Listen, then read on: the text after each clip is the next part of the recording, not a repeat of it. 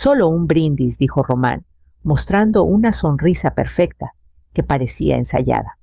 Observé su mano, demasiado calculada, demasiado precisa, mientras levantaba su copa hacia la mía. Ahí estaba un movimiento rápido del pulgar, un leve giro de muñeca. Algo pequeño, casi invisible, cayó en mi bebida. No me miró, ya estaba girándose hacia la multitud, alzando la copa más alto, reclamando atención. Por la mujer que nunca dejó de trabajar, dijo con una sonrisa que destellaba confianza. Y ahora por fin descansa. Risas suaves, aplausos educados. Jimena no rió, estaba absorta en su celular. Sonreí. Lo justo. Y cuando Román se dio la vuelta, alargué la mano sobre la mesa y cambié mi copa con la de Clarisa. Ella no había tocado la suya demasiado ocupada, criticando el arreglo floral que yo había elegido. No se dio cuenta. Nadie lo hace cuando eres lo suficientemente silenciosa y cuidadosa. Chocamos las copas. Bebieron. Bueno, ellos bebieron. 10 minutos después, estaba cerca de la mesa de postres cuando se oyó un estruendo. Un golpe seco vidrio contra baldosa. Luego jadeos. Una silla rechinó al ser arrastrada. Clarisa estaba en el suelo, su mano inerte, su boca temblando como si las palabras se le escaparan. Su copa yacía rota a su lado, el líquido ámbar formaba un charco bajo su codo. Un mesero corrió hacia ella. Alguien gritó pidiendo hielo. Román se quedó paralizado. Yo no. Retrocedí lo suficiente para no pisar el desastre, pero no tanto como para parecer indiferente. Coloqué mi copa en el borde de la mesa de buffet y crucé las manos. No se siente bien, dijo Román con la voz quebrándose en los bordes. Seguro fue el vino. Es sensible a... Pero nadie lo escuchaba. 2 invitados ya habían llamado a una ambulancia. Clarisa sudaba pálida. Jimena por fin levantó la vista de su celular. Sus ojos se encontraron con los míos. Incliné la cabeza ligeramente. Ella desvió la mirada. Los dedos de Román temblaron al buscar su celular. No hizo la llamada. El salón quedó en silencio. Solo el eco lejano de sirenas acercándose llenaba el espacio. Y en ese silencio comencé a preguntarme cuánto tiempo llevaban planeando esto. La semana antes de la fiesta planché la misma blusa 2 veces, aunque sabía que a nadie le importaría. Compré unos zapatos nuevos solo para sentir que entraba en algo diferente, algo ganado con esfuerzo. 43 años en los archivos forenses. Sabía lo que significaba el silencio. Sabía cómo los detalles desaparecen cuando nadie se molesta en mirar de cerca. Pensé que esa noche sería distinta, que por una vez me verían. Jimena ni siquiera levantó la mirada cuando entré al salón de eventos. Estaba con los brazos cruzados, hundida en su celular, asintiendo distraída, mientras Román ajustaba las tarjetas de los asientos. Él se había encargado de todo, desde el lugar hasta la disposición de las mesas, incluso la música, nada que yo reconociera, nada que me gustara. Cuando pregunté por la presentación de fotos que había preparado con imágenes antiguas del laboratorio Román, sonrió. Decidimos no usarla. Se sentía anticuada. No hubo discurso para mí, ni un momento con el micrófono, solo Román de pie en la mesa principal recitando una lista pulcra de mis logros como si los hubiera sacado de un folleto. Jimena estaba a su lado, con los brazos colgando, sonriendo solo cuando un flash la atrapaba. Me senté ahí con las manos cruzadas en mi regazo, asintiendo como si estuviera viendo el retiro de alguien más, no el mío. Incluso la mesa donde me pusieron estaba a un lado, lo bastante cerca para ser cortés, lo bastante lejos para ser olvidada. Llegó el pastel. Nadie preguntó si me gustaba el sabor, no lo probé. Román alzó su copa y me sonrió como si debiera estar agradecida por el esfuerzo. Y entonces vino el polvo, el cambio de copas, el silencio. No era el final que imaginé, no. Pero los finales no siempre piden permiso. Salí del salón de eventos mientras los paramédicos sacaban a Clarisa por la puerta lateral. Nadie me detuvo. Afuera me quedé un momento viendo las luces desvanecerse. Luego saqué mi celular de la bolsa, lo desbloqueé y comencé a revisar la aplicación de grabadora de voz. Tenía 29 años cuando sonó el teléfono por la explosión. Dijeron que fue instantáneo, que no habría sentido nada. Me pregunté cómo podían saberlo.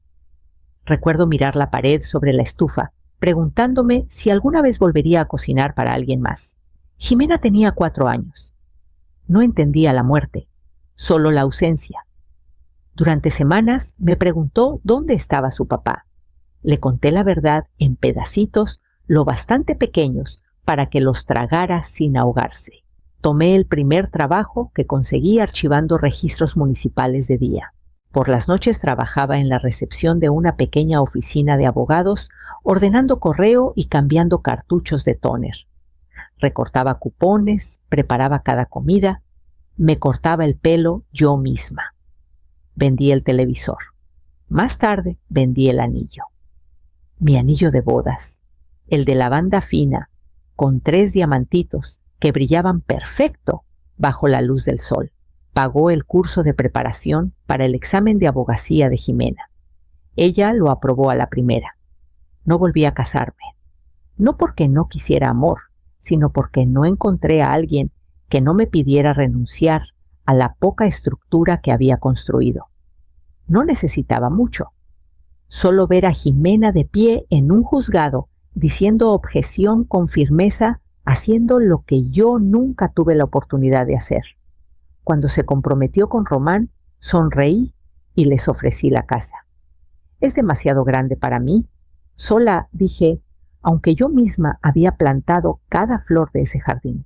Con los ahorros que junté a lo largo de décadas, compré un departamentito modesto, pagado de contado, sin deudas, sin preguntas.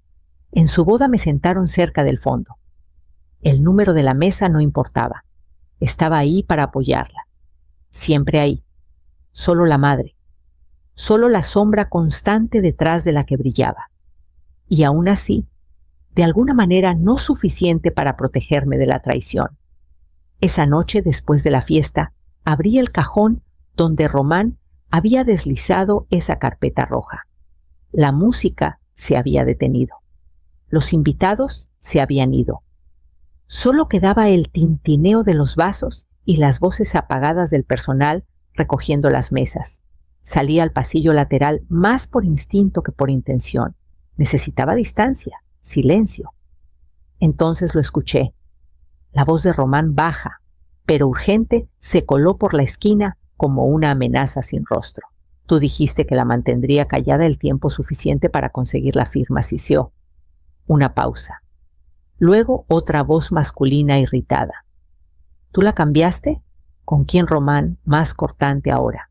No sé, no lo vi. Pensé que se lo había tomado.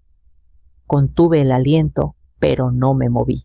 Metí la mano lentamente en mi bolsa, el dedo rozando la aplicación de grabadora en mi celular. Solo capturé las últimas frases. No era mucho, pero era suficiente. Dijiste que era de acción rápida. Lo es. Si hubiera funcionado la orden de tutela, estaría lista para el lunes. Tutela.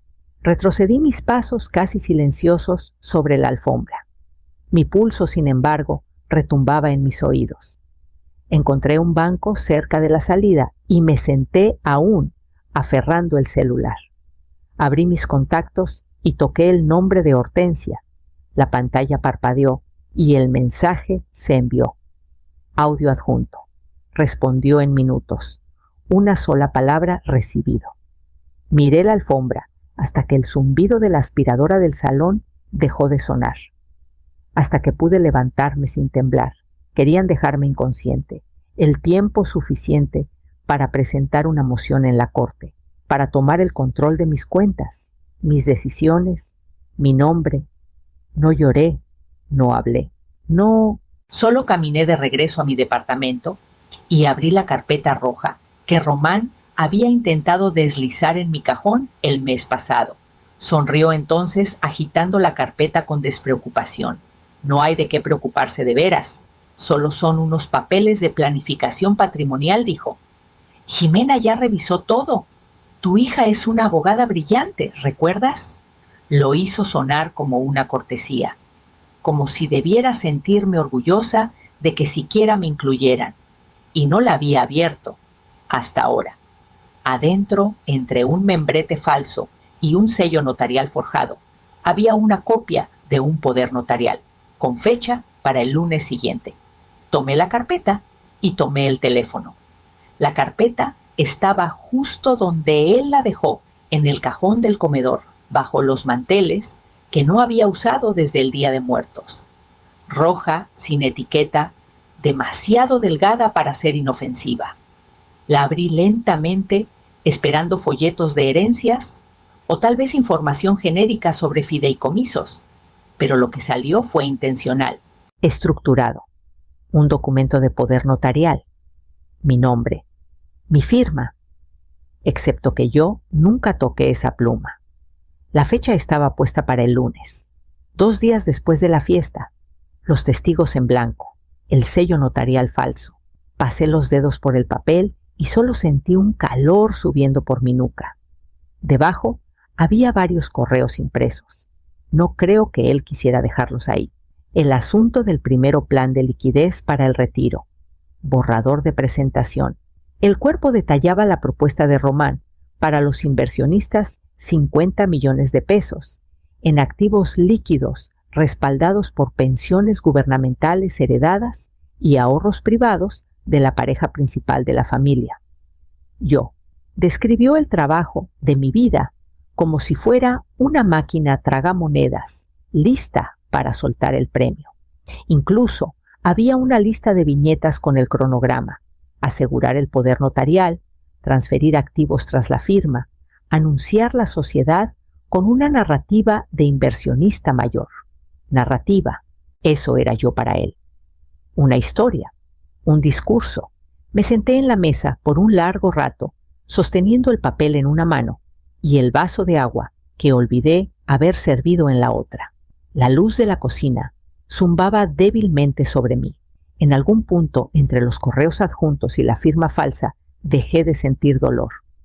Algo más se asentó, no furia, ni siquiera traición, precisión. Saqué un sobre viejo y deslicé los documentos falsos dentro. Luego guardé los correos impresos en una carpeta aparte y la cerré en el gabinete a prueba de fuego que no había abierto en años. A la mañana siguiente manejé a un centro de buzones privados y renté uno a mi nombre completo. Luego llamé a un abogado, no al que ayudó a Jimena y Román a comprar la casa. Alguien en quien confiaba, alguien que me debía un favor. Y antes del mediodía ya había comenzado a mover la primera cuenta. Me reuní con Hortensia en un pequeño restaurante a las afueras de la carretera, de esos donde nadie hace preguntas si 2 mujeres mayores llegan con un objeto envuelto en papel dentro de una bolsa acolchada. Ella no preguntó cómo conseguí el pedazo de vidrio y yo no lo expliqué. Lo había deslizado en una servilleta en el salón de eventos, mientras todos se arremolinaban alrededor de Clarisa. Unas gotas de líquido aún se aferraban al borde, lo suficiente. No nos quedamos mucho en la mesa. Hortensia me llevó por una puerta trasera a su pequeño laboratorio que operaba a medio tiempo en un garaje reconvertido para autos. Todavía olía ligeramente a aceite de motor y acetona. Trabajó en silencio, como nos habían entrenado a las 2. La vi pipetear el residuo en un frasquito. Cuando llegaron los resultados, no giró la pantalla hacia mí. Solo se quedó sentada un segundo leyendo. Luego exhaló. Es una mezcla de benzodiazepinas, dijo. Dosis alta, indetectable en la mayoría de los análisis de sangre después de 6 horas, pero definitivamente diseñada para noquear a alguien. Rápido, pregunté. 10 minutos. Tal vez menos con el estómago vacío. Asentí. Querían dejarte inconsciente. La miré a los ojos. Entonces hagamos que se sientan sin poder. Pasé el resto de la semana poniendo el plan en marcha No una reacción, no una venganza, solo precisión. Contacté a la compañía de títulos que manejó la transferencia de mi departamento. Confirmé que todas las escrituras estuvieran limpias y las retitulé bajo un fideicomiso privado, silencioso, legal, sin notificaciones requeridas. Moví los fondos de mi pensión a vehículos separados bajo mi apellido de soltera. Contacté a un viejo abogado al que una vez saqué de un aprieto con registros estatales y le pedí que estuviera listo. No le dije a nadie. Para el final de esa semana, cada cuenta ligada a mi nombre había sido redirigida, sellada y cerrada. Ellos ni siquiera sabían que estaban perdiendo. El empleado detrás del mostrador apenas levantó la vista cuando deslicé mi identificación por la ventanilla. Necesito confirmar la titularidad de una propiedad residencial, dije. Tecleó un momento y luego giró la pantalla hacia mí. Unidad 4C verificada. Única propietaria Selvara Trentmore. Asentí. Bien, quiero transferirla a un fideicomiso. Sus dedos se detuvieron. ¿Ya tiene uno establecido? Aún no, dije, pero lo tendré mañana. Fue la expresión en su rostro la que me dijo que esperaba ver más nombres en el registro como el de una hija, un yerno, pero nunca los había añadido, a pesar de las sugerencias de Román, a pesar del silencio de Jimena. Digo, ¿deberías considerar actualizar a los beneficiarios?, había dicho Román una vez con aire casual mientras rellenaba su vaso. Facilita la transición en emergencias. Recuerdo haberle sonreído. Lo pensaré. Lo hice. Y decidí. Pasé el resto de la tarde en una pequeña oficina legal a 2 calles de ahí, estableciendo un fideicomiso revocable bajo un nombre de titularidad privada indescriptivo, imposible de rastrear sin intervención judicial. Transferí el departamento, el coche, las cuentas, una por una. Pedí un registro digital para mí y una copia física enviada a mi buzón en el centro, no al departamento. Esa noche abrí mi perfil de salud en línea y eliminé a Román y Jimena de mis contactos de emergencia. Puse a Hortensia en su lugar, sin mensajes, sin confrontaciones, solo sustracción. Para la mañana siguiente, mi nombre ya no estaba junto al de ellos en ningún formulario. Y por primera vez en años no me sentí atada a nadie que pensara que era una carga, que hablaran de mi edad, que me llamaran solitaria o difícil o olvidable. Podían decir lo que quisieran, pero ya no podían tocar un solo peso de lo que había ganado. Al día siguiente pasé por el banco. Pedí que pusieran una alerta en cualquier intento de acceder a mis cuentas con autorización externa. Empezó con 3 llamadas perdidas, luego 5. Para el mediodía tenía 15 mensajes de voz de un número desconocido que ya sabía que era de Román. No contesté. A las 2:30 comenzaron los mensajes de texto. Puedes llamarme, hay un problema con las cuentas. Podría ser un error del banco. Podemos arreglar esto. Selvara, solo necesitamos acceso otra vez.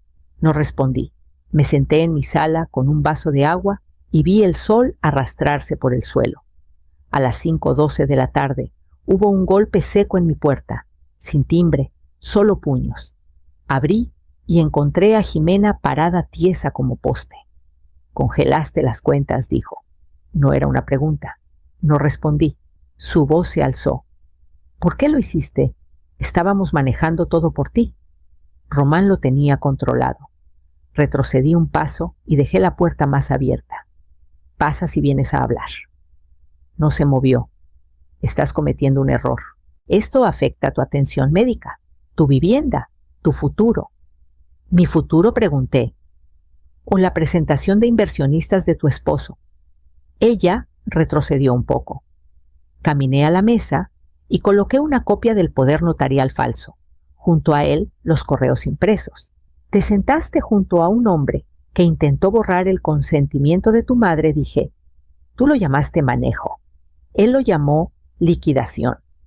Miró los papeles, pero no los tocó. Estás eligiendo a Román, dije en voz baja. Cada vez que te quedas callada lo eliges a él. No sabía, empezó, pero alcé la mano. No necesito que confieses, necesito que te vayas. Sus labios se abrieron como si fuera a discutir, pero luego miró a su alrededor. Realmente miró, y se dio cuenta de que nada en esa casa le pertenecía ya. Se dio la vuelta sin decir más. Cerré la puerta con suavidad. Esa noche actualicé mi testamento. Quité su nombre, cambié la designación de beneficiarios. Dejé una nota sin firmar sellada. En un sobre, la herencia requiere carácter, no sangre. Llegué a la oficina de Lionel Daring 15 minutos antes. Siempre lo hacía. Incluso cuando trabajábamos en diferentes rincones del edificio de archivos municipales, él decía: «Eres el tipo de mujer que pone nervioso a un plazo». Ahora estaba en una oficina esquinera, con títulos enmarcados y un corte de pelo más elegante, pero seguía sirviendo su café demasiado fuerte y me saludaba con un asentimiento en lugar de una sonrisa. Le entregué el USB y el sobre con el informe que Hortensia imprimió, cadena de custodia, análisis de muestras, identificación de compuestos. Escuchó en silencio. Reprodujo el susurro de Román por el pequeño altavoz. Luego lo reprodujo otra vez. Para el final de la hora, Lionel ya había redactado una orden de cese y una notificación a los inversionistas listados de Román, alertándolos formalmente sobre sospechas de fraude, con activos mal representados y posible conducta criminal. En 2 semanas, la startup de Román colapsó. No de golpe. Primero un socio se retiró, luego otro, luego el silencio. Nadie quiere su nombre ligado al abuso de personas mayores, especialmente cuando hay un rastro químico y una grabación digital. Clarisa se recuperó lentamente. Escuché que se mudó con su hermana a Querétaro. No la llamé.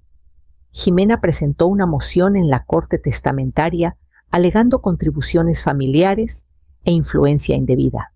El juez revisó la estructura del fideicomiso, las escrituras de propiedad y las pruebas forenses. Perdió. Silenciosamente, completamente. No asistí a la audiencia. No necesitaba hacerlo. Esa misma tarde, Lionel me envió un mensaje. Todo asegurado. No se necesita más contacto. Me paré en medio de mi sala y dejé que el silencio se asentara sobre mí. No el vacío, sino el que llega tras el cierre. Alguna vez temí volverme invisible en la vejez. Pero la invisibilidad, aprendí, puede ser un escudo. Caminé a mi escritorio, abrí una página nueva en mi libreta y escribí una lista, nombres de organizaciones benéficas locales, programas para niñas en ciencias y un fondo de becas que siempre quise patrocinar. Luego marqué una fecha en mi calendario, mi cumpleaños. El té estaba tibio, pero no me importó. La brisa de la tarde se colaba por las rendijas del balcón y el sonido lejano de los niños jugando en el patio se sentía como un ritmo que no tenía que seguir solo observar. Guardé la caja de tarjetas detrás de la maceta, casi toda sin abrir. Mensajes bien intencionados de conocidos saludos educados de antiguos colegas. Pero el sobre de hoy era diferente. La letra de Hortensia era inconfundible, angular y prolija, como de alguien que nunca aprendió a apresurarse. Lo abrí lentamente. Adentro había una sola tarjeta. El frente no tenía diseño, solo texto. No está mal para un archivista forense. Sonreí. En el estante a mi lado estaba una foto enmarcada. Jimena, de 8 años, sosteniendo una cinta de la Feria de Ciencias, con una sonrisa desdentada. No la había quitado. Tal vez nunca lo haría. Pero a su lado estaba la carpeta. La verdadera. Adentro. La escritura a mi nombre. El informe del análisis de Hortensia. La firma falsa que nunca toqué con mi mano. No me definían, pero me recordaban. Me recordaban que la paz no se regala, se asegura. Habían pasado 3 meses desde el último mensaje, sin más golpes en la puerta, sin más llamadas. Solo la calma de saber que no podían alcanzarme ni legalmente, ni financieramente, ni siquiera en la narrativa. Eso era lo que querían realmente, reescribir el final. Decir que yo había aceptado, que me había ido en silencio. Pero no lo hice. Guardé mis propios registros. Siempre lo había hecho. Y ahora finalmente nadie podía editarlos más que yo. Alcé mi taza no por ellos, no por lo que se perdió, sino por el aire, por la calma, por saber que soy la única sosteniendo la pluma. No brindo con veneno, brindo con paz.